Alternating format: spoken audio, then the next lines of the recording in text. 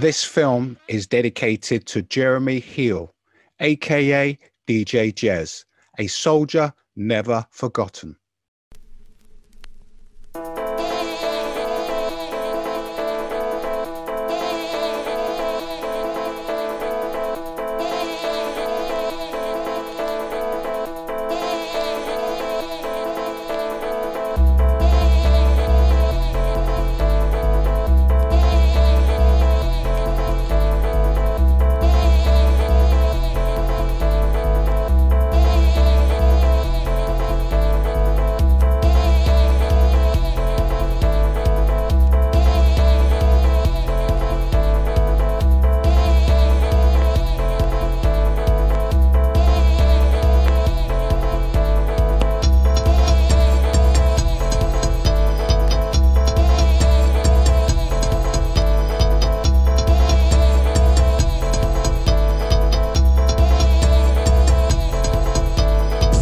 As dance music spread throughout Britain in the late 80s, events began to spring up in all parts of the country, from Aberdeen to Plymouth. In South Wales, one name became synonymous with the new sound. This is the story of how Swansea became the epicentre of this new youth movement in Wales.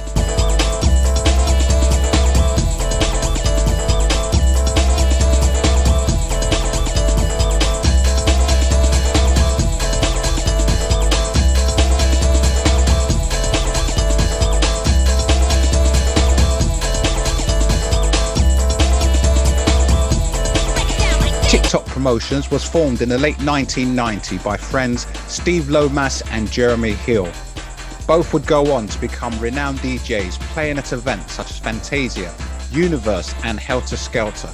Their club nights at Martha's Vineyard became the stuff of legend.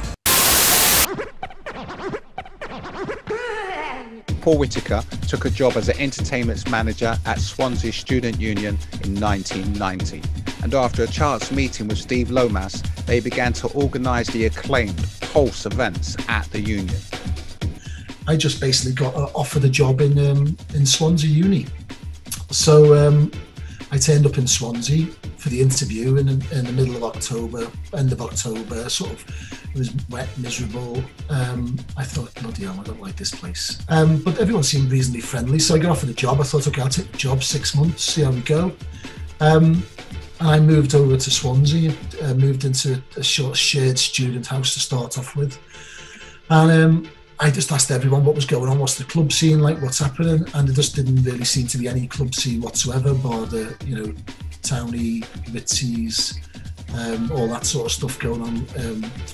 Harper's, the Barons. I think there was a couple of student nights in Barons, a bit of a funk night and an indie night, but not an awful lot. So for the first sort of month or so, I was travelling back to Bristol, saying how much I didn't like Swansea and I'd be lucky to last 6 months.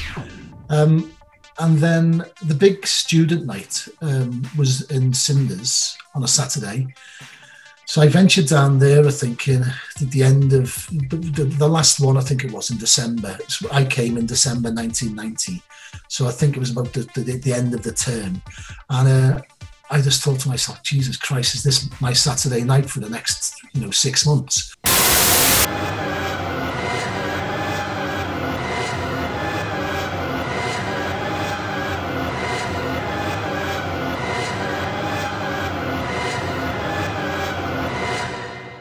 So in the January then, we went back into the uni, into work. We went into the refectory and I said, well, do you ever use this for gigs? And he said, well, yeah, Paul McCartney played here in 1971 or something with Wings, unannounced. He had a couple of other gigs there. He'd had a couple of student discos back in the 70s, but nothing as such. So we decided to do like an indie dance night with the students, which is what I'd been involved in a few back in Bristol. And we'd ran a couple of our own little nights back there. So I got a couple of student DJs. We just sort of mixed and matched the music, which was like, Happy Mondays 1 minute, the Grid or the All after that, and then, a bit of the Rolling Stones and a bit of the Doors, then a bit more, sort of Stone Roses. So it was a real studenty sort of indie, dancey, mixy thing. So I think we've done the first one, it was the end of January.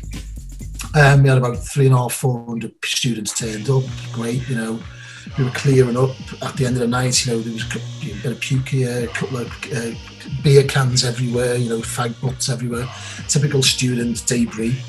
And everyone seemed to think, yeah, this is something we can build on. You know, we were surprised we got 400 students to turn up for it, because the university wasn't a big, like if you go into Manchester University, predominantly most of the students there are arts based and also there for the music in the city. Whereas with Swansea, you were either there for the sea or you were there for your course. You weren't there for any cultural expansion. So we thought we'll give it another go. I think it was February. And then I think at the February one, as I say, I mean, it's like one of these films where you have a disclaimer. If I forget anyone's name or dates or get them all wrong, sorry. I think that's when Steve Lomas turned up with a couple of his guys.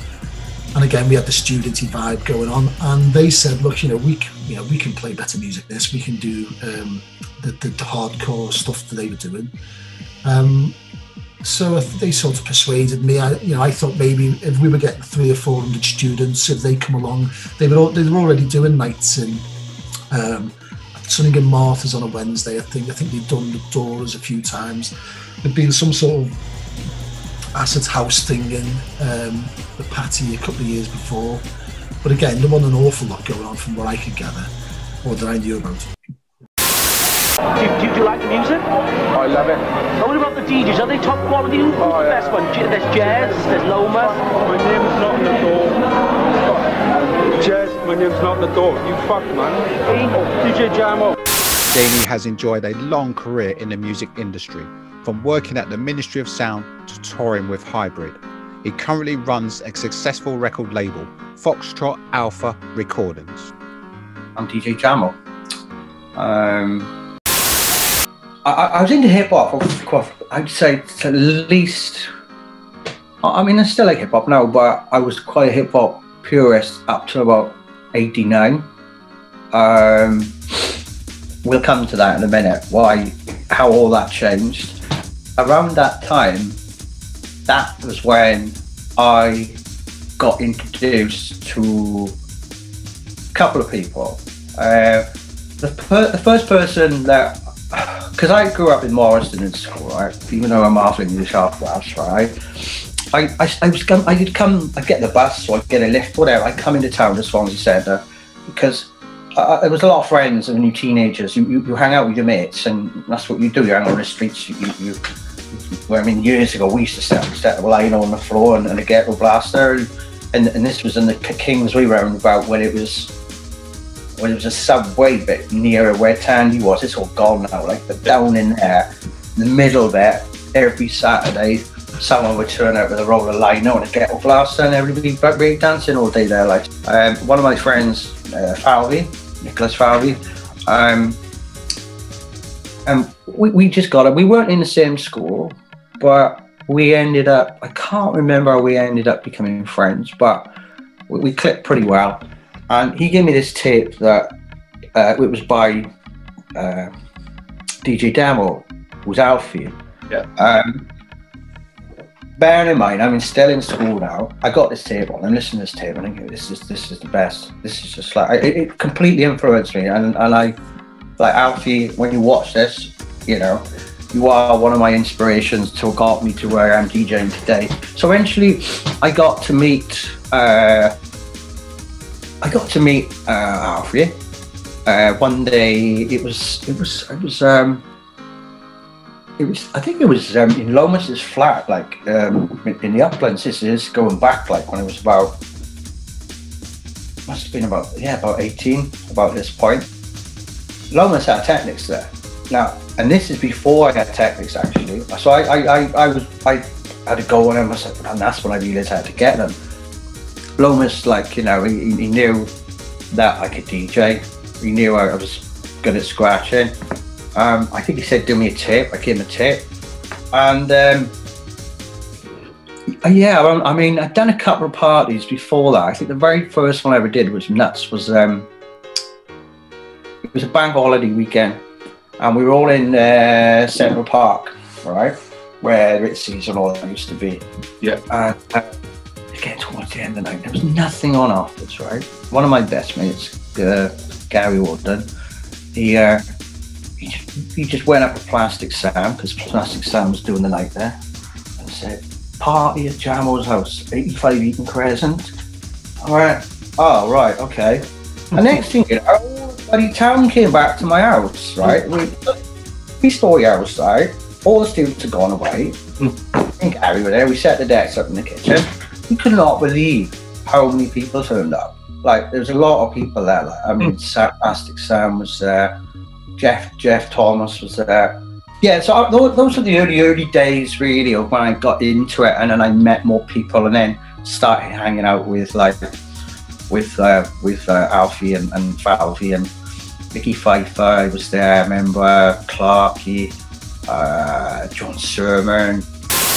I can't remember the very first TikTok gig I did, but it wasn't. I didn't do them right at the start with them.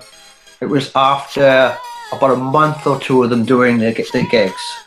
Then I started playing there, because bearing in mind they started out doing Dora's, which was Infinity, and that was John Paul and Lomas. So me and Jazz were kind of like waiting behind, basically, and for us to start getting involved more with it.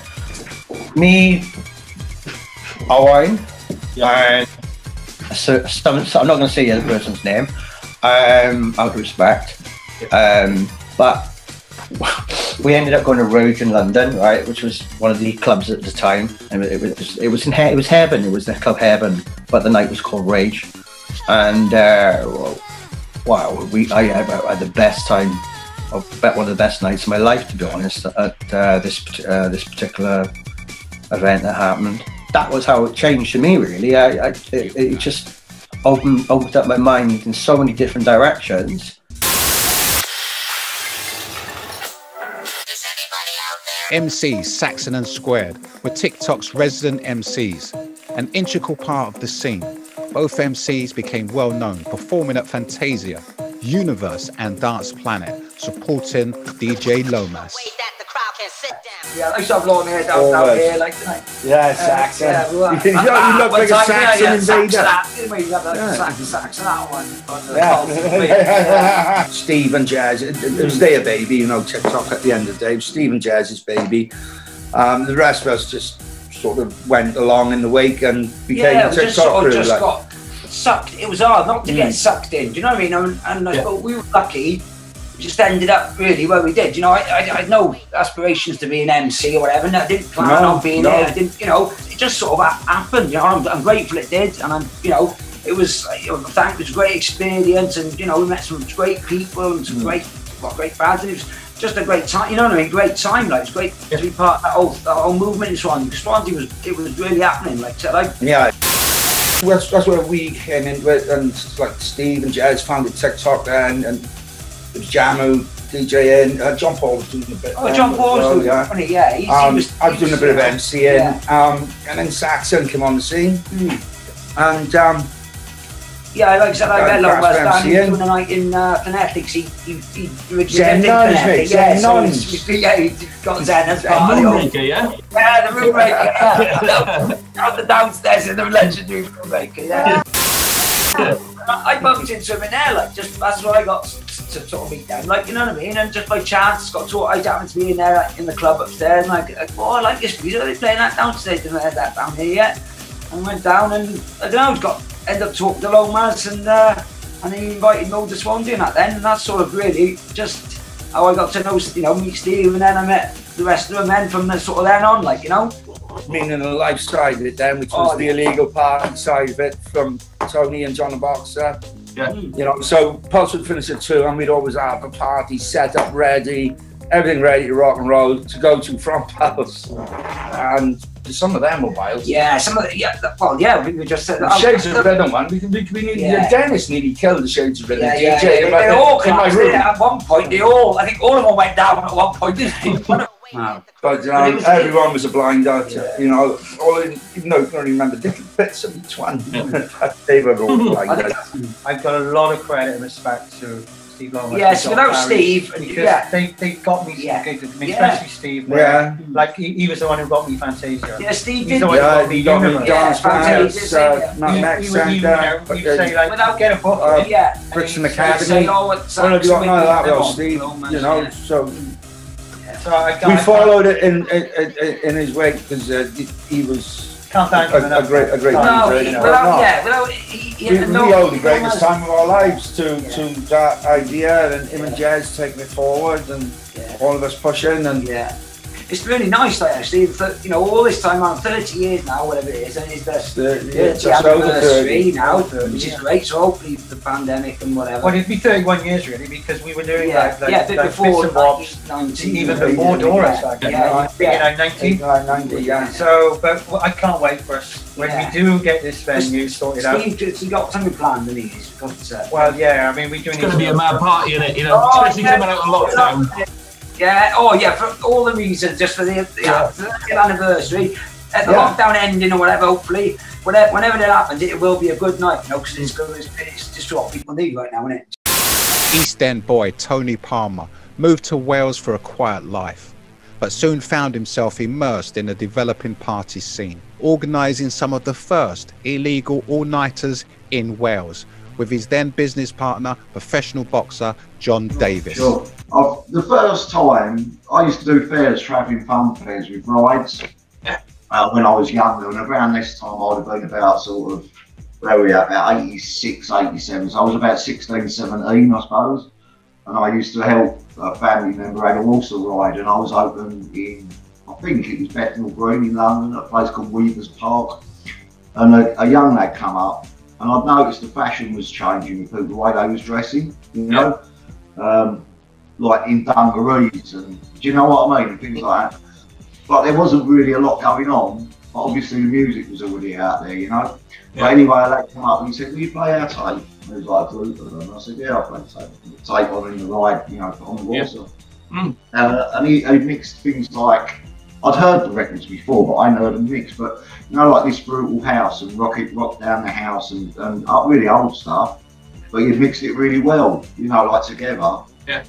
And that was the first time I would say that I'd already heard the records prior to that, but that was the first thing I got of what was going on, and that was early doors, that was like 86, you know. And obviously I was in London and Kent and that a lot, travelling around. We'd be in a different place every week with a fair, but all within the vicinity of sort of 10 miles, you know what I mean? So a lot of the time we was in around Bethnal Green and then areas in East London, Tower Hamlets and then going into 87, you started really with people having like, you know, garage, not garage parties, but there's higher tiny little units, and there'd be like 50, 60 people and stuff like that there, and pretty quickly it went on to people sort of getting, you know, little warehouse. I say warehouses, but if you know, like, I'm talking more like big workshop size rather than a warehouse. And you'd have like 100, 150 people, and I reckon the first, we used to go to them, and a lot at the same time our friends, a friend of mine who was into it, same age as me, his dad owned a farm in Essex, a very well-known man, sadly died last year, and he used to like a party and stuff. He was a bit of a character, to say the least. But his boy, Richard, who was the same age as me, he started putting these little parties over the farm. They sort of had a workshop they used for repairing cars, and then they got like a little marquee on the back of it.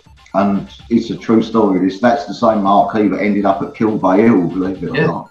The first one I can remember, people weren't charged to go in there. You know, it was a free party. His dad would frequently have always had parties anyway, but obviously not in that sort of style. But then after that, sort of going into 1988, I think it was around mid-80s, probably the summer of 88, a little place opened up on Hackney Wick industrial site in a road called Wallace Road. And it was, they're again, small little workshops, you know, a lot of it was halal meat, slaughterhouse and different bits and pieces down. Anyway, they had a little warehouse on the end now, and they was the first people I was aware of. I don't doubt there was others around that time, but they started to do every Saturday night. Basically, people would just congregate around there from about 11 o'clock in the roads in their cars. And about midnight they crank it up and get it on. And the police didn't seem bothered, you know. funnily enough, it was one of the first ones to ever be shown on the news being raided, the place I'm on about. So there is footage of it, because it was on the BBC News when they shut it down. But they let it run on for 4.5, maybe 5 months. It started in the summer and still going through the other side of the winter, you know, every Saturday night. I know Rat Pack played there quite frequently. Jack Frost played there quite frequently. But it had been going quite a while before I see any of the other boys from West Ham's involvement in anything there. So it was already going, but who was responsible back then, I don't know. And then obviously that others sprang up like it. I think Dungeons got going, and the Four Aces Club and a few other, you know, places like that, and Labyrinth, and they started getting on the all-nighters. But that was actually the first one. I went to what I would call an organised rave, where you paid to get in. You had a little, very tiny, probably 100 people, 150 people, but get packed in there, and had a cranky old wooden staircase, went up to an upper floor, which again was a lot smaller than the downstairs, but it wasn't very safe there. I remember that. You know what I mean? It was like a fire exit coming out the upstairs, and it was literally falling off the wall and had been taped up, sort of thing. You couldn't go out there, you know. I bumped in, somebody had told me about it, a couple of different people mentioned it, and one night I was doing something, moving some equipment with the fairground, and I pulled in that garage, and I see all people queuing up there, you know, like getting bottles of water, and people going, they're all spaced out there, and I was talking to them, and they said, it's just down the road here. And so I drove down there and had a little look and clocked where it was, and I thought I'll bear that in mind. And that was probably about autumn '87, I would say, something like that. And I think they've done it for a while, and then they stopped doing it, and then they restarted to do it, and then they sort of become a regular feature pretty much every Saturday. Obviously coming after that, into the next year, well, over the winter of '88, there's a lot of places like that. The next year, all hell broke loose. And I think a lot of the people, I've got to watch what I'm saying here, because obviously I know the people involved. I knew them long before raves, you know, not just West Ham people, Millwall people, all sorts of different people from London who you know, was very much a big part of what happened next. I think for me personally, I don't mean it disrespectfully to anyone, the rave scene was always going to last for a certain period at a peak like it was. It was always going to go the way it did, it was always going to get bigger. But I think what came next was a far cry from what it had been. You know what I mean? And I don't just mean in general, I mean everyone's attitude, the police's attitude certainly, but obviously where there's money involved, which wasn't huge sums of money at that time, there was a lot of good party people involved in the early days, free-spirited people, you know. But where money's involved and people can be muscled to one side, that's what happens, isn't it? And that's exactly what happened. The first proper ravey pulse we did was the 2nd of March 1991, and we had Evil Eddie Richards. So in my memory, I think Lomas and them played one of the studenty ones, and they said, oh, you know, we don't like this music, the student, you know, DJs are shit. And obviously the student DJs were just going, you know, record, that'll do, thank you, next record. Whereas Steve and them were doing all the mixing and all this sort of stuff. So then I think that's the first one where we gave it over to, you know, their DJs. I don't think we had any student DJs. And there was like a massive increase in the amount of people who turned up. We had like, we already had the lasers and everything going on there. So we just changed the music policy really. And I just took off from there. So I mean, it didn't take much persuasion for people to go. The students sort of latched onto it quite quickly. And the ones that didn't like it, it wasn't for them anyway, so it wasn't that bad. And then it just sort of built from there. But I think, if my memory serves me right, we probably started around about the proper rave hardcore pulses in March '91, and I think we were pretty much done and dusted by about the middle to the end. I think the last one was round about June maybe, '92. Yeah. Because I think we started Club Passion the following academic year, which would have been October, November, or maybe just after that. So no, Strictly Groovy started in October '92. But it just went from like, you know, a student night with 450 people and it sort of peaked with about, I mean, the venue was, the University Refectory was legally licensed for 1,000 people. And I think at one of them, maybe Shades of Rhythm, we must have had 1,800 people in there, God knows how. And we probably had about another 800 or 900 outside, trying to scale the walls, come through the windows, up drain pipes. And then we had things that going on, like, you know, the porters were taking backhanders at one point to let people in through the fire doors. We'd think that we got to a point where we'd got everybody in, and then all of a sudden coaches were turning up from bloody Plymouth and Sheffield, and so it just got out of hand really, really quickly. But the other thing that sort of changed is that it was slightly before it really took off, you know, in the UK, you know, nationally. Once we got the first sort of 3 or 4 out of our way, they were absolutely ecstatic. They thought it was amazing because the student union were making money off the door. The refectory staff, which was run by the university itself, were saying the people are lovely, they're hugging us, they're, you know, blowing us kisses, there's no puking, no fighting. The porters were saying that you were the best behaved crowd we'd ever seen, you know, the girls all give us a kiss and all this, and, you know, they loved it, they were all getting on a bit. But the real sort of crunch come, I mean, you know, just for instance, like I'd go into the student shop, and the staff who were working there, a couple of their kids would go into the to the pulses, and they'd say, "Oh, it's lovely," you know. They all go back to a friend's house then, and they stay there for a day, and the mother must be feeding them, and this must be going on. And I'm thinking, well, I think I seen one of them in a field in McGowan about 4 hours ago. I mean, one sort of funny little thing we did was that in the summer between the two academic years that we were running the Pulse, stupidly, I got persuaded, I think, by Lomas and Jez and all them to put a little night on, a one-off in the student bar, which held about 200 people. Anyway, that was chaos. I think we had like about 800 people turned up, and they were all over the place.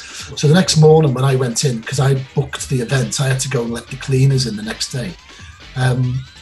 The cleaners turned up, these 3 old girls from like Penlan or something, and they just looked around the place and said, "How many students came to this birthday party last night?"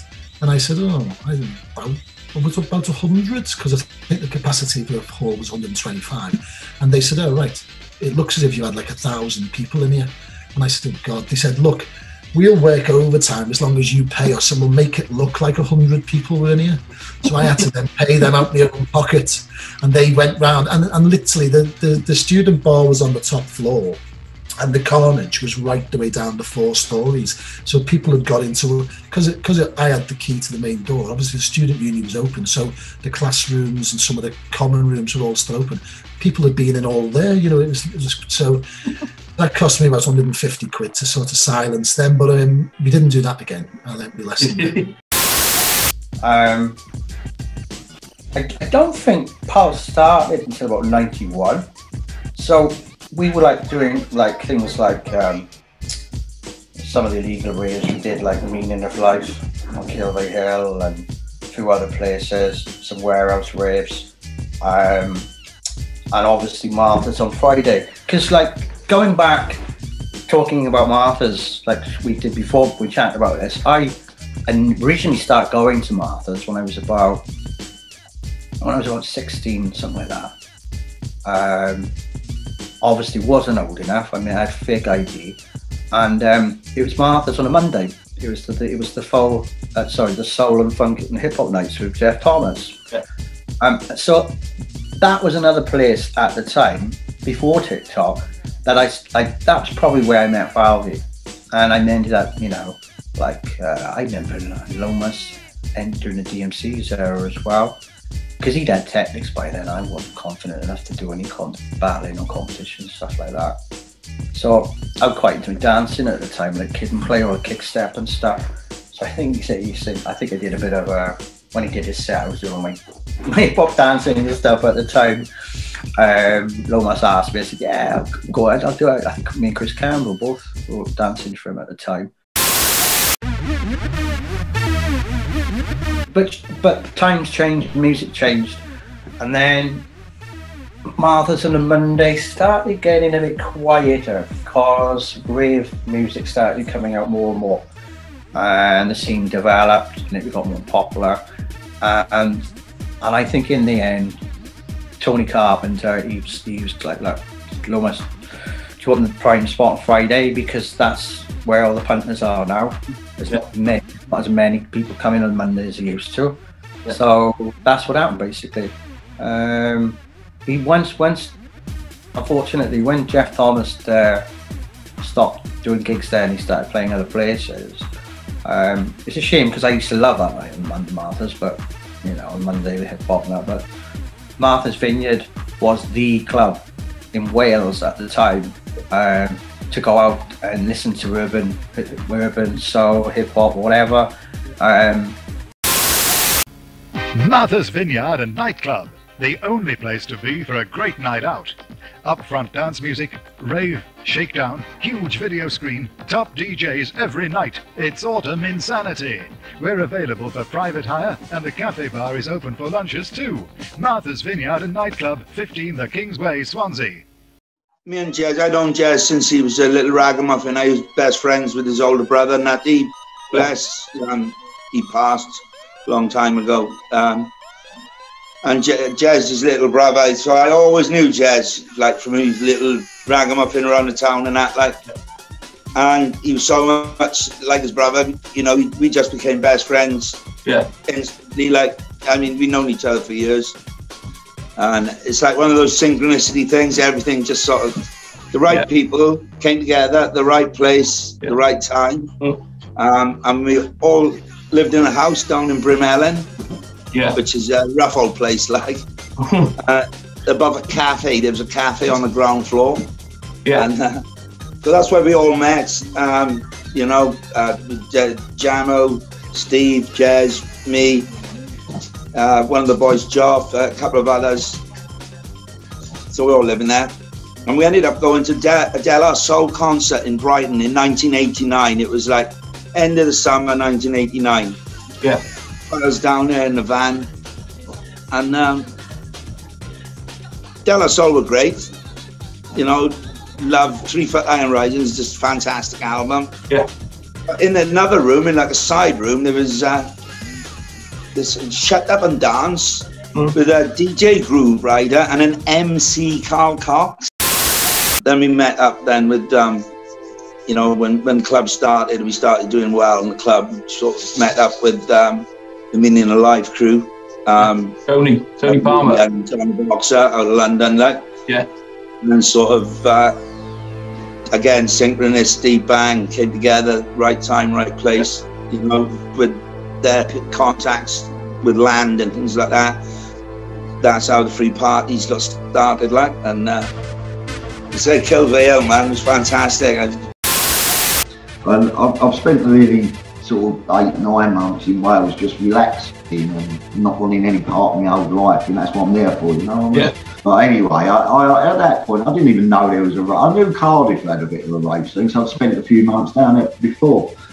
I knew Swansea around the city centre by now, you know, I'd been down. I didn't really know there was, I didn't know Steve or Jamie or Neil or anybody, Saxon, anybody. Or John the Boxer, who I turned up with, I didn't know anyone. And then we started to sort of have a little nose about and see if there was a scene. I've been running to Derek's Records and places like that, you know, and see flyers. Anyway, we got a flyer for the Pulse night at the university, Paul Whittaker's night and Steve's night. So all of a sudden we know now, so we've gone and had a look and seen how many people was there. I can't remember what this was early 91. I don't, to my knowledge, I don't know, but I don't think it'd been going that long. You know, no. It was packed down now, absolutely packed. So we know now that it can happen, sort of thing. And I've met up with gone in a shop called the Heat Shop in Brynamore Road in Swansea at the time. I met a girl called Mandy Davis, Davey, I think her name's surname is still. And as you probably know, she went on to own Monkey Bar, and you know, yeah, I know what I mean, yeah. Anyway, so Mandy, you know, me and Mandy got talking. Mandy's a lovely person. You know, she must be looking at me thinking, who on earth is this Cockney bowling in here on his own, his grand ideas? Do you know what I mean? But I'll come out of there, come back on another day with my flyers. Now I'm jogging along with it. And at this point, I was just having a couple of boys up from London, you know, to play on the decks and stuff, and sort of thing out myself. I didn't know anyone. I've gone in the shop again one day, in Mandy's shop, and she said to me, "Oh, well, you might want to meet this fella, John Davis, who's John the boxer, like, you know." Obviously, me and him sort of hit it up and become good friends quickly. But anyway, John come on board with me. Obviously, by now, I think Mandy owned the houses, but all the TikTok boys were living in. I don't think they was in there at that point. I think it was a little bit later on, but so she knew him, is what I'm saying, you know. And she's introduced me to him one way or another. I can't rightly remember how, John Stone and people like that. Anyway, so you said, well, come along and, you know, we'll see how we go with it all, like, innit, you know. Anyway, on the day, there was everything. We got the tent up in the morning, quite a big tent and that as well. We had light shows, we had smoke machines, quite a good setup actually. We had generators. Got let down for the decks, and Steve Lomas was contacted, and you know, he jumped in and brought his deck, bless him, right, you know, which was good of him, you know what I mean? Because at the time it was, you know, we were going back now to the very early 90s, and I remember the atmosphere between Swansea and Cardiff. So you know, you're the only Cockney in town, you ain't getting too many favours off people, but all the boys were just bang on the fucking button, you know what I mean?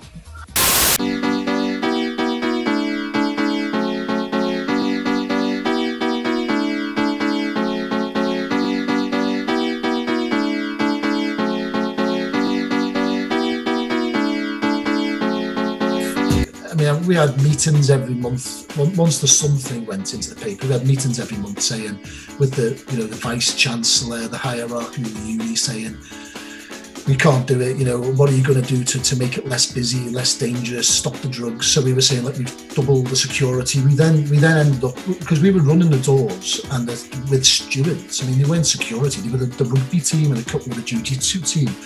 But all of a sudden then, when we were getting people travelling from all over the place, and we were getting quite a few semi-unsavoury characters from various places, we then had to get like a team, a security team in.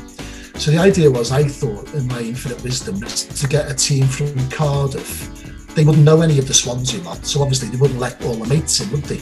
So I can imagine how that went. But it wasn't really that bad. It sort of, we managed to sort of keep it all under some sort of control. But as I say, then with the university hierarchy, when we'd have a meeting, this lady who was the health and safety officer suggested that what she'd heard is that the kids had all come into the hall, they'd all stand there with the bottles of water, then I'd walk on the stage and pull out a big piece of paper that said, rave, let's do ecstasy, and they'd all take drugs and run around. So at this point I thought, these are supposed to be people who work in a university, you know, intelligent. Then I realised that maybe that they just didn't have a clue what the people they were on charge of actually did.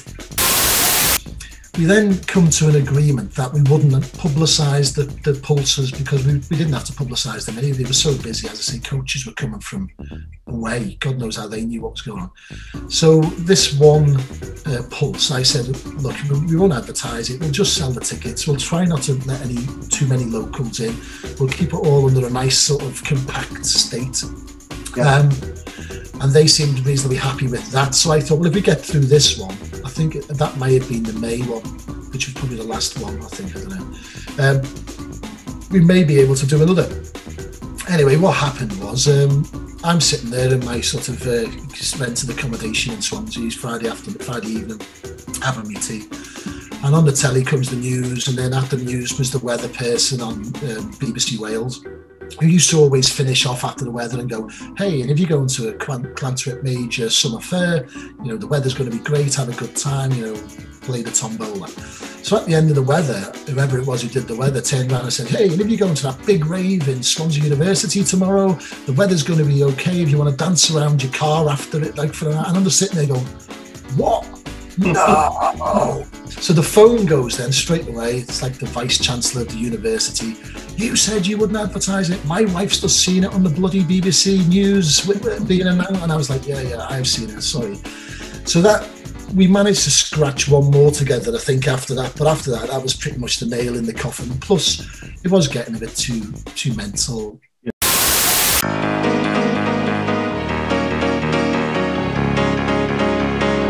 like magic.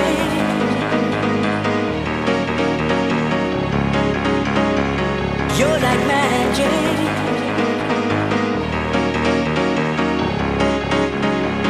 You're like magic. Hello, how's it going? Alright. What are you doing? Waiting for someone to tell us where it is. Where it is, isn't that whole story? Sounds familiar to me. Well, apparently only one person knows where it is. What, in the whole place? Not here. One person who organised it.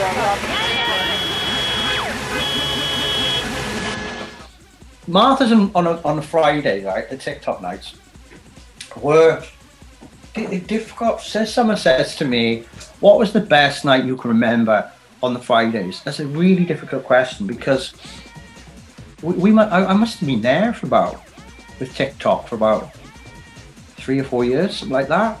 I don't know, I'd probably say when Carl Cox was played there, like, I think it was after us doing TikTok for a year, it was the 1 year anniversary, and Carl Cox played there. That was probably one of the best nights there, because he's a legendary DJ, amazing DJ, and you can imagine how busy the club was at the time, because it was Carl Cox. You know, the club wasn't that big really, you know, I mean, he's a super DJ, like superstar DJ, you know, he plays to thousands and thousands of people, especially when I started doing bigger shows, let's say Pulse, 1,000 to 2,000 people, whatever I did there. Like, the feeling I would get when I was mixing was almost like I was a tightrope artist, balancing, to keep myself balanced. Yeah. That balance was the balance of keeping those tunes locked in the mix. Yeah. The pressure you used to get from the audience in front of you, because you were always aware that if you make a mistake, everyone's going to hear it. Yeah. So I was quite conscious of that and aware, and when I first had my belt rounds, practicing a lot, my parents and some of my family would say, what are you doing that for? Why are you wasting your time doing that? Why don't you like get a real job or do something? And I was like, well, this is what I want to do. I'm glad I stuck at it, because, you know, I've done quite well over the years with DJing, producing, teaching. You know, I mean, working at Ministry of Sound DJ Academy was a great experience. That was about 4 years. But you know, I along the way along the DJ Jamal journey, I've met a lot of people and played a lot of places, and I've probably done far more well than I ever thought I would when I was younger. Especially when you get certain people going, why are you wasting your time doing that? Get a real job or go train to a course or whatever. I have done other things since then as well, but most of my things are mainly music related. Who's the one you like listening to? Jamal, man. Jamal's the top one, is he? Oh, definitely the ball. Play most Fridays, every Friday I'll be playing. Sometimes I might play early, sometimes I might play later. It all depends on what DJs were booked the night, and you know, what style that guest was going to play. I mean, I was always into a mixture of music anyway. I wouldn't say that, you know, obviously what started me was hip hop, and I kind of refused to go down the rave route really up until about 89, because it wasn't until I went to the club and I had that experience, then everything changed. So when I did have that all night experience there, that was it. I was like, I wish I'd started playing this earlier. Because I probably could have actually got even further, like, but you know, I mean, didn't do too bad. I mean, the Swansea crew, especially the TikTok clubbers and everyone, a lot of us knew each other. It was this big family we had really, and then one point early back in the day, we went to Rain Dance, which was the Egg in London. It was like the first rain dance I went to, and it was great. It was a really good experience to have that. But we've done so many good ones. So many good ones. Like, we've done the Malcolm X Centre, me and Steve, on City Road in Bristol. St. Paul's, and you know, St. Paul's was full of St. Paul's then as well. That was pretty spooky going in there, like. But second they see me with Dennis, like, couldn't do enough for us, man. So warm and welcoming, like. Great nights. We had some great nights, mate. Some great nights all together, like. You know, we went far into doing the Martha's before we had Richard and the rain dance people coming down to the club to see who's the people we hearing about, like. That sort of thing, helping with promoting rain dance. So I would like run around the country doing the promotion, being the face of the promotion around the country. I'd be down at Martha's Vineyard, Swansea on a Friday night till about midnight. I would go up to the Dome in Birmingham on a Wednesday and meet the Amnesia boys and that sort of stuff till about 2 in the morning, and just running around. You know, flying. That was the life then, wasn't it? Yeah, it was. It was. Yeah. You made a job. You created a career out of it. There was nothing defined about it. You were allowed. That's the beauty of it. You didn't have to have a degree. There's no. You have to do this, that, and the other. You did it. We did it. He did it. We created something for ourselves that wasn't there before. Yeah. And I remember that after the first time they came down, they said, "Look, come to the next rain dance." I said, "Oh yeah, we probably will get tickets." He said, "No, come as our guests. We'll come early in the day. You can watch us all set up and, you know, get a feel for how that was, man.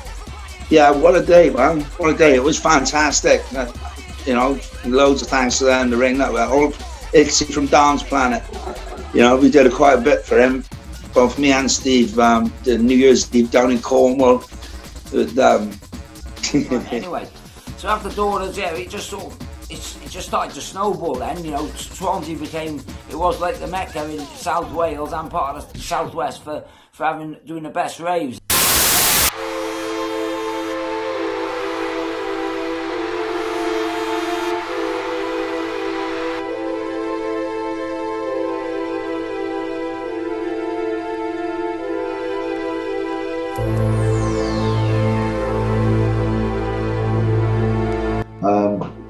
And I'm sort of thinking to myself, oh, do I really want to do it all again? You know, I've left one load of trouble behind, come up here now, I've caused myself another load of trouble, or potentially. Which, anyway, so John's convinced me, he's introduced me to a guy, and he was, at the time, I don't know if you will remember it, the Kingsway still nightclubs, didn't there? You know, Ritz, where Martha's and that was. Yeah. This guy, I won't name him because he's still about, and he still owns the fields that goes, but John knew him. He was like a head doorman on the clubs down there. I think on Ritzy or one of the bigger ones. And he owned this field on Kilray Hill, which was on a slope, right on the side of the hill, facing out over towards Port Talbot Steelworks. You know, same sort of arrangement. Paid a man a bit of money and all the rest of it. He was a big old lump. No, he wasn't a head doorman for nothing, you know. Anyway, so we got it on. Now I thought, stop renting out this bloody tent again. That was a cost. So I had a word with Billy, who I was on about earlier, because I knew it. He said, yeah, come down, put the tent up. So anyway, I went to put Bill's tent up and brought that up there. And Busby, the sound system guy, used to do polls. Nothing had happened. We got the gear back and everything. But he sort of went, I'd have, you know, it wasn't funny, but you could tell he was asking questions. So I thought, well, I'm not being funny. I'll give you 3 times more what you usually get. I think I've kept mine. And the reason for me getting him to come and set it up and then going was simply so if anything happened, it was all down to me, and I was quite prepared to take that. You know, if it come on me, it come on me. He would get his sound system back because he's been hoodwinked by me, right? Not that he had, but you know.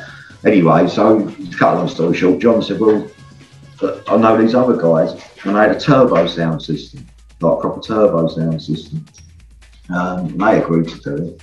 So we had our own lights and smoke and stuff like that at the time. Anyway, the only problem with it was we thought if we put the tent up, you come up the side of the hill and then the gate was on your left, you just went into this field. And there was no cover or anything. So we come up with this stupid idea of putting up a big scaffold and tarpaulin wall with a gate in the middle of them. in the fields, leave enough room from the park, then put that up, then put the tent up. That's right. Anyway, that's what we done. We built this scaffold bloody wall from a scaffold company. It was all going wonky from the start because the slope was like that, you know. So trying to put a marquee, we put it up long ways, sort of sideways. Yeah. But trying to get it right. Now, unbeknown to me, didn't find out till a while after Billy told me, I'd actually left 3 of the main poles back at his farm when I picked it up. I didn't pick it all up, but I didn't know that at the time. So me and John have spent hours in the daytime, fucking tent, you know what I mean? Anyway, we got it sort of halfway reasonable in the end. And the sound system blokes come.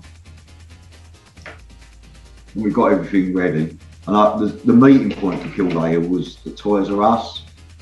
Yeah. Down the bottom, you know, literally right by, and come out there across the lights, didn't you? Or, you know, it's just up the road sort of thing, wasn't it? So it weren't like none of the mammoth task of, that's what we learned with Brenham, and that was too far, you know, to get everyone there. We was lucky the police hadn't seen it all before, they could have stopped us easily long before we got there. So literally on the night, I think John went to pick him up down at the Toys R Us, and within 5 to 10 minutes I was back.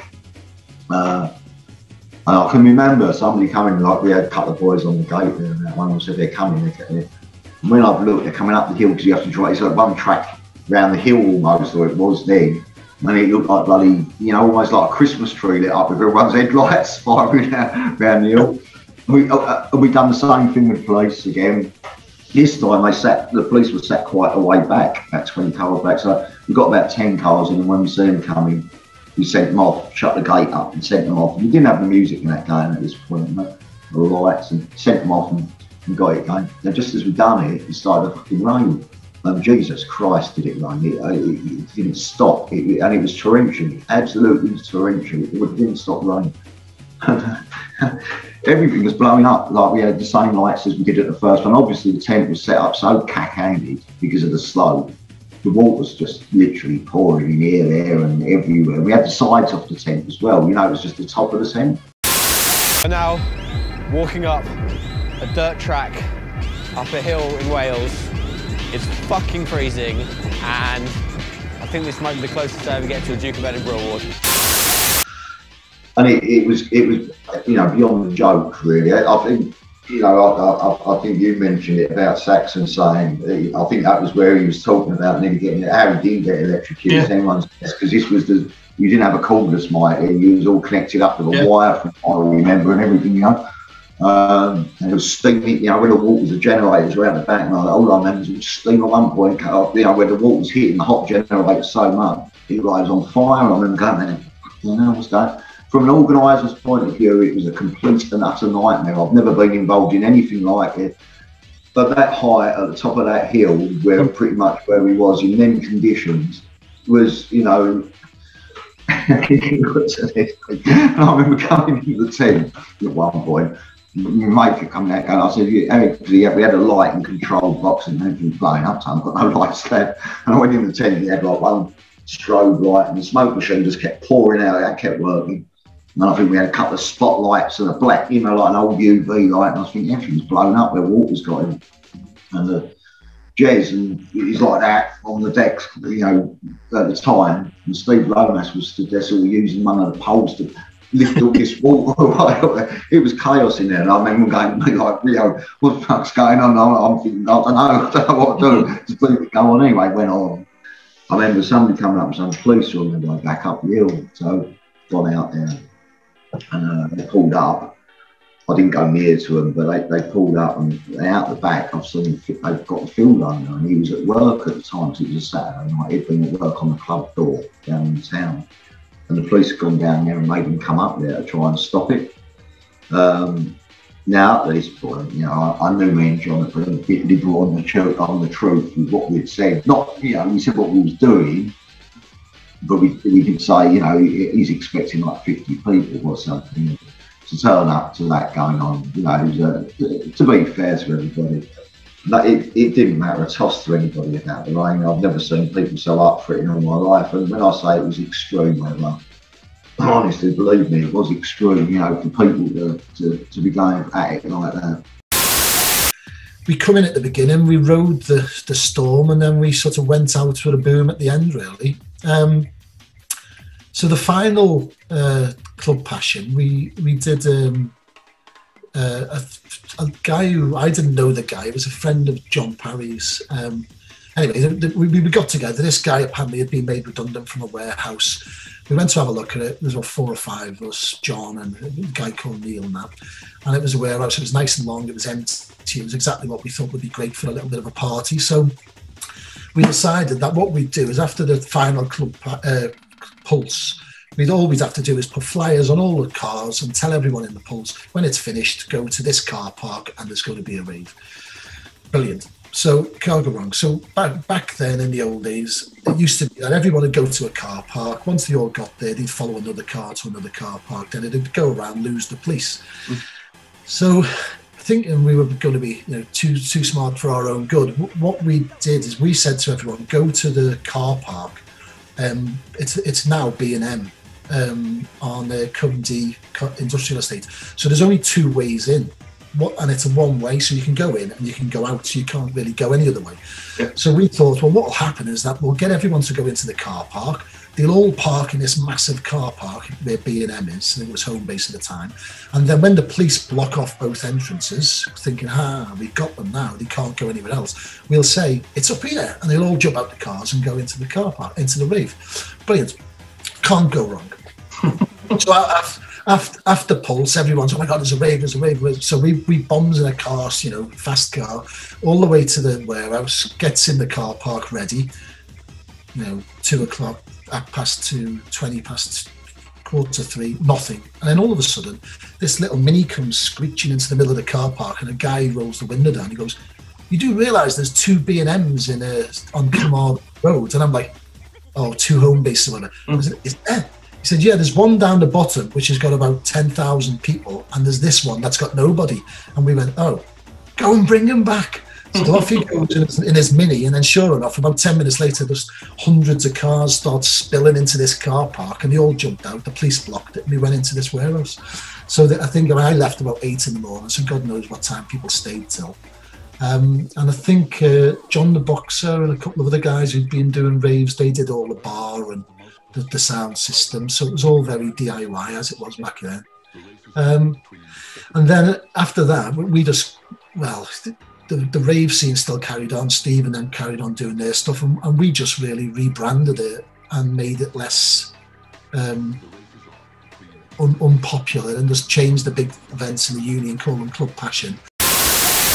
It'd be more house music and sort of US garagey style.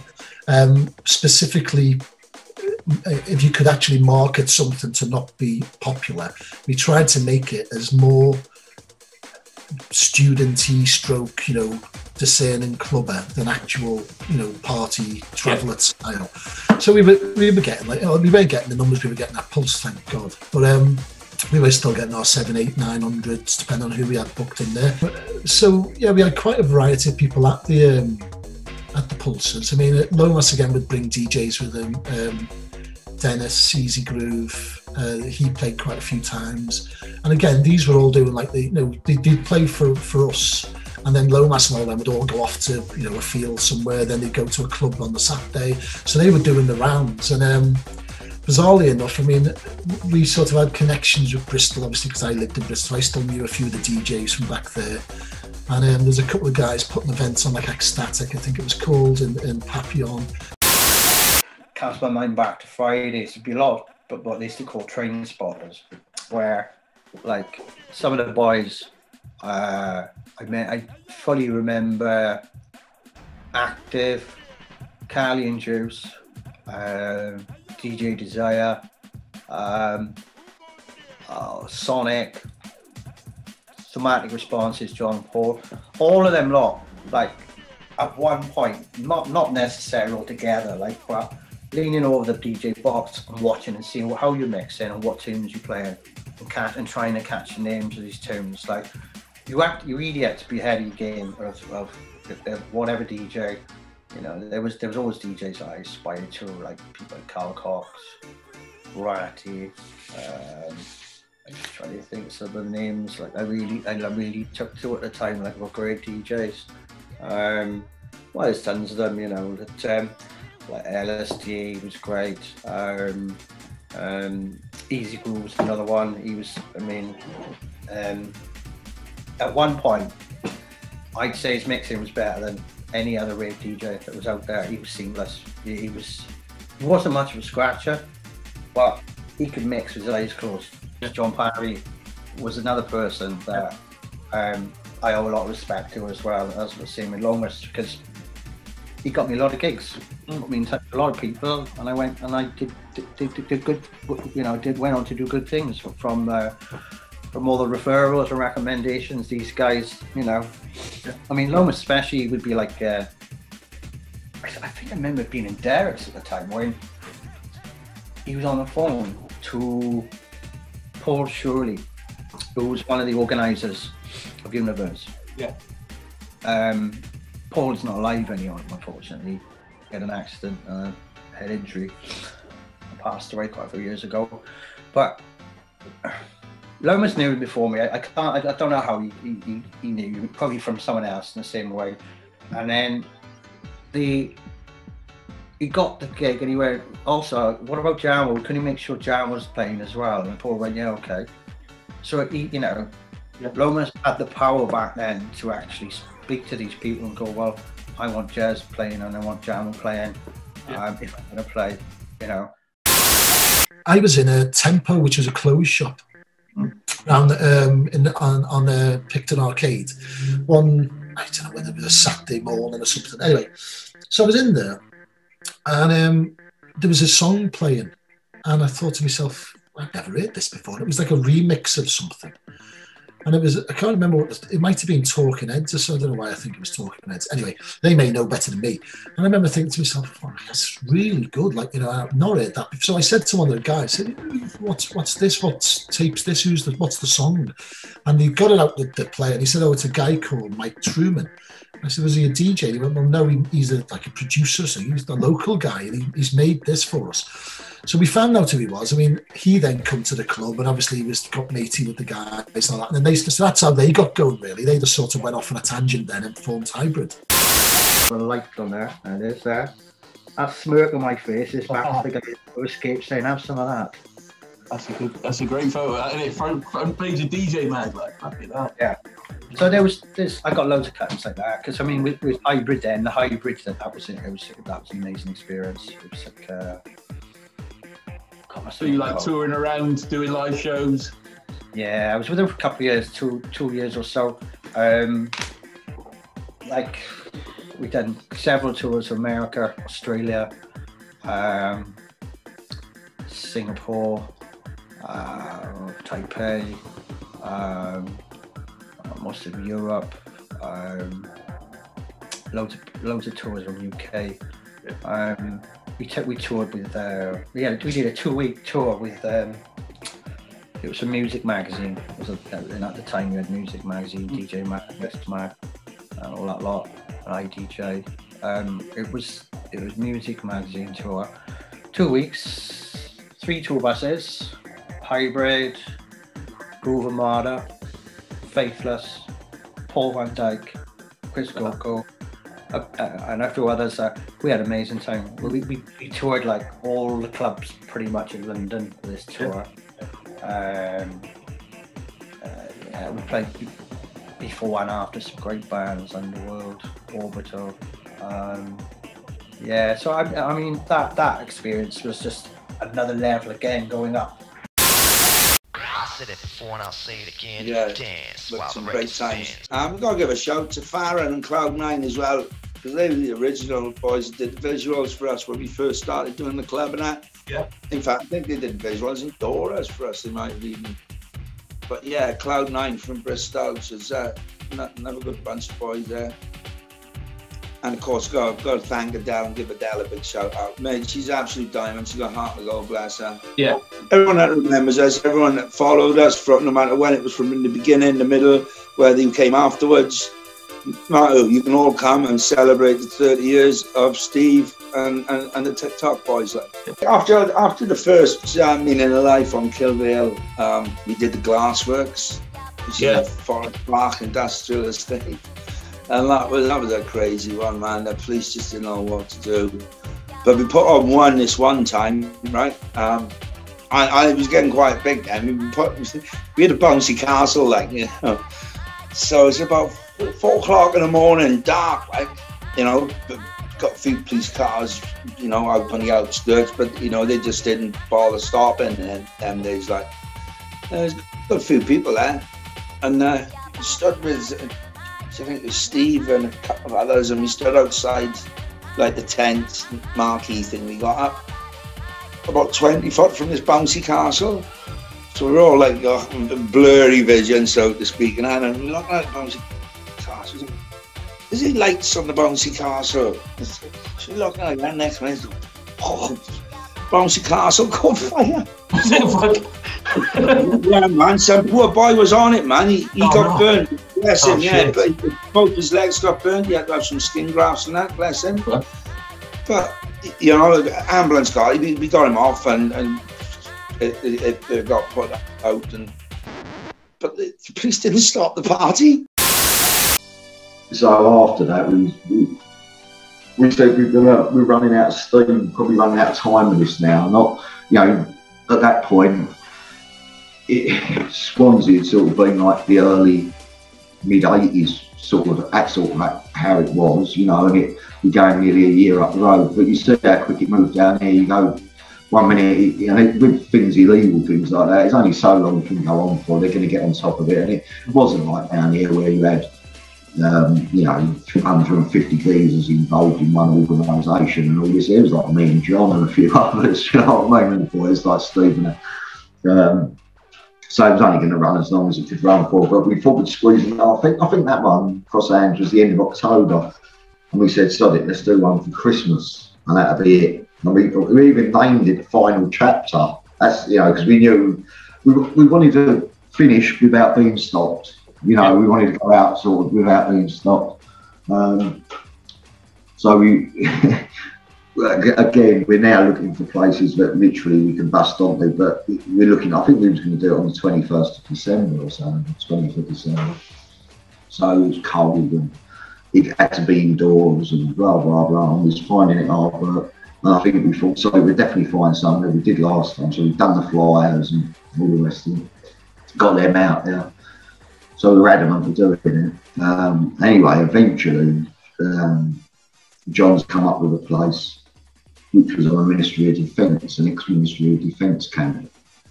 And they had these huge, great, I think they used them to do aircrafts in the Second World War, hanging things over there. Quite a lot of them, about 8 of them in lines. Anyway, it was a big site. And we went over one daytime first of all, went in there. John had already been over there and wandered around, had no problems, didn't see anybody or anything. Then we went back again on a Sunday, and at that point, John was obviously really well known everywhere with the public because of what he was doing boxing wise. So we come out of there, out the back way, jumped over his fence, and we go, you know, you're fucking lovely. And so we went, John, do you hear this? Is that you? Can I shake your hand? And we, Jesus Christ, you know what I mean? So anyway, we didn't really, he was up against it. We didn't really do our homework, I suppose. We thought we were confident, you know, we can do this. So we've arranged it bigger and better than the other times. Thought we'd go out with a bang. So I think we had about 4 or 5 bandfuls of stuff for this one. And me and John went up on the Friday, night before it, because it was a ministry or an ex-Ministry of Defence camp. It had a huge, about 14-foot, you know, like a chain fence all the way around the place, and gates at the front. So we've gone in the back way, and we've made sure we took some bolt cutters and cut some of the fence up. There was like a little stream behind it, but you could get out onto farm fields and get away from the place. So we cut the fence up a bit, just in case anything went wrong the next night. And then we got into the unit one we pinpointed to use, made sure we can access it, and then gone from inside, done the lock on the gate and changed the lock over. Got out of there. Anyway, we come to it the next night and all hit it at once, you know, like a little convoy with vans and stuff. Probably about 15, so Jason Cogger and Griff and those boys from Swansea as well. Anyway, we got in there. And John was slightly behind us. I think he had a van with the generators in. And as we've gone in, as he's got there, he's seen military vehicles flying in behind us, sort of thing. You know, and it's quite a big site. I can remember we got there, and I got the shutter up and we got the fans in, got the lights off. And I said to my mate, Dave, I said, go out and have a look, Dave. I said, all right. And come straight back and went, no, we're not all right, mate, come and look. And when I looked, there's like a convoy of cars coming up, all the headlights on. So I said, like, fuck it, we have to go. So we left everything there with the keys in the ignition with all the fans, exited the back way, through the gap in the fence we'd made the night before. Anyway, pretty much from when we left the night before, when we left, it had been like a little gentle stream, but it had been raining heavily. And all the pipes coming out of the site, there was pipes coming out, bringing out rainwater overflow into the, well, the water's up here now, and there's like a little sort of pipe going across, held up on a bit of wood, so we're almost like a little bridge, a fragile thing. And one of us, I said, go across that, because we can't, me and John put a couple of big rocks down the night before as a stepping stones to get across. They're covered, couldn't even see them, like, you know, so one of my mates has got on the wood thing, he's got in the middle and he's sort of holding its weight, and everyone's, well, that's good enough, and all dived on it, and the fucking thing snapped, we all end up in the river. We've all gone crashing in there, about 10 or 12 of us, all soaking wet up to our waists, all looking like the cats, you know, the cats that we've been dragged through an edge backwards or so. And poor old Busby, he was with us, and when we got there, the sound system gone, when we got there, and you can't tell me this is anyway legal at all, Tom. I went, no, it's all right, so we got permission, and he's going. Anyway, he's gone through the river, and he had asthma, and he's going, I don't fucking need this stone. Nearly dying on me across the field here. I'm right, old turn out. When you bring it up now with the boys who were there, which was only a few of us, but it's the one everyone remembers the best. You know, you couldn't make it up, it was ridiculous, it was, and it was all soaked up to our waist as well, you know. And I said, look, I've said from the word off that I will put my hands up to it. I said, you stay here, Busby, I'll drive back over there, and we go from there. As far as I said, you may as well go home, and I'll say, I'll give them your number, but say you didn't know anything whatsoever about it. Just say, I come down with the vans and pick the system up, you didn't even come over here. Whatever you got to say, do whatever you got to do. And give me his shoe, and I'll come back with you. I said, you sure you want to do it? He went, no, I'll come back with you. And I said, all right, nice one. So anyway, me and Busby come back home from that. I said, look, he said, we'll see what they've got to say. Anyway, we walked up, and there's police on the gate. We walked up, and there's military police there as well. And all of a sudden I heard click, and they're pointing guns at me and Busby, the military police. And we've got to sort of explain our way. Anyway, they was all right, you know what I mean? It was a bit air raising. I think it was a bit easier for me to go through than it was Busby, if you know what I mean. But he was like, I don't know. But anyway, they said, yeah, you can have the Saturday, we can sort it all out, but you'll have to come back tomorrow. And they nicked me, they took me away, and Busby went. I went to the police station. And when I got back there, they were sort of in high spirits. The Port Talbot Place drug squad unit, then it wasn't so good, then you had a regional drug squad, and they was based in Port Talbot, and I was quite well, you know, on first name terms with some of them both, and they was laughing. They said, we told you, didn't we? We told you stuff. But to be fair to them, they was all right, and they said, look, basically, enough's enough, isn't it? We've got every main commissioner in Wales telling us to put a stop to this, and somehow you are managing to sort of not put a stop to it. So now, you know, it's time. They said to me, I said, we're going to let you take it. So I said, what about all the equipment? And I said, look, what other people didn't know. He said, look, we know what we think. Take the equipment tomorrow morning. You can come back over here, take the equipment to go back to London. And if you like, either at Seville Bridge or London Bridge, chuck the fucking lot, do everyone a favour and chuck the fucking lot of your equipment in the river, yeah? So, you know, John phoned me up laughing, and he said, you've got to see the paper there. So I used to get the paper in Brenham, but it would be slightly different because it was in further out. So I went and got the paper, and I thought, nothing in here. What's he talking about?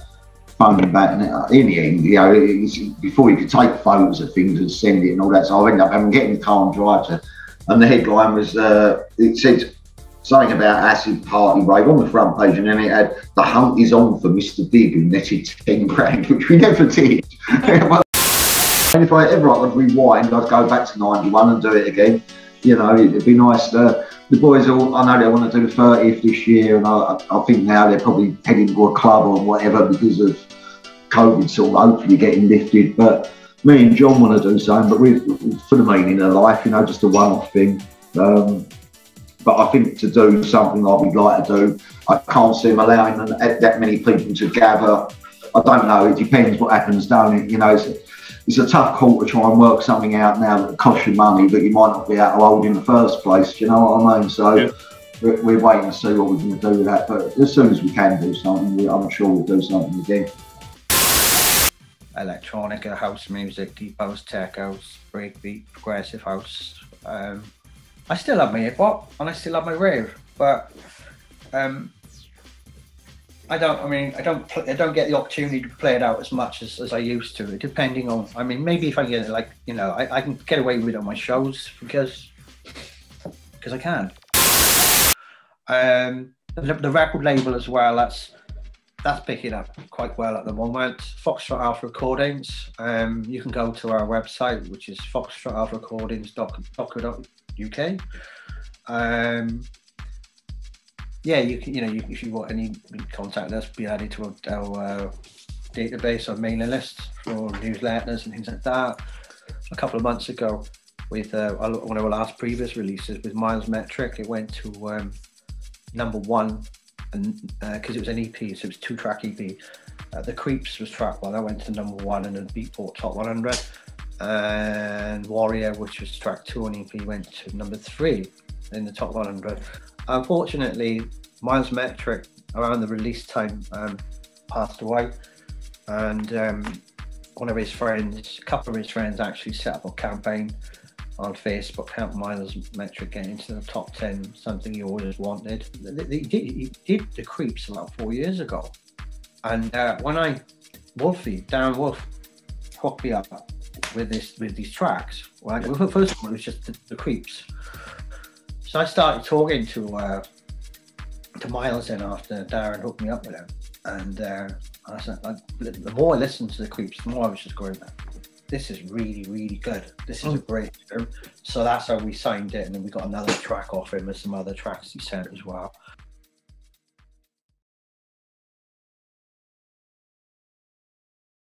Big shouts to all the boys, to Lomas, Jez, if you can hear us, mate. Big respect. It's funny, Jez, I still have dreams with Jez sometimes. He comes into my dreams. It's weird. So, big shout to Paul Whitaker, Solo, Niblo, Saxon, Mobs, Coxie, Jenks, Active, and all the boys, like, you know, all the old school heads. Yeah, can't wait for the party this year.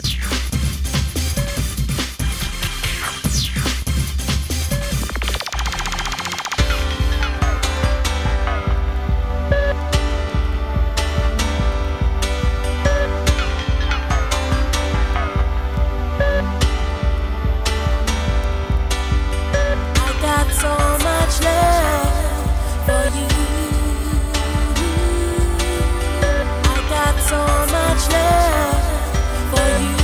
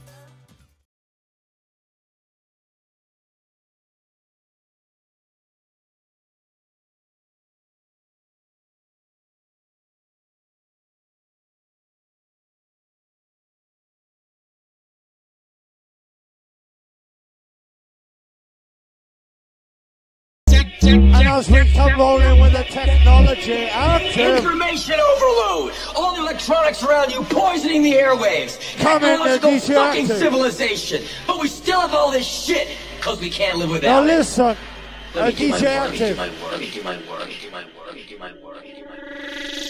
Trigger tech, technology. Trigger tech, technology.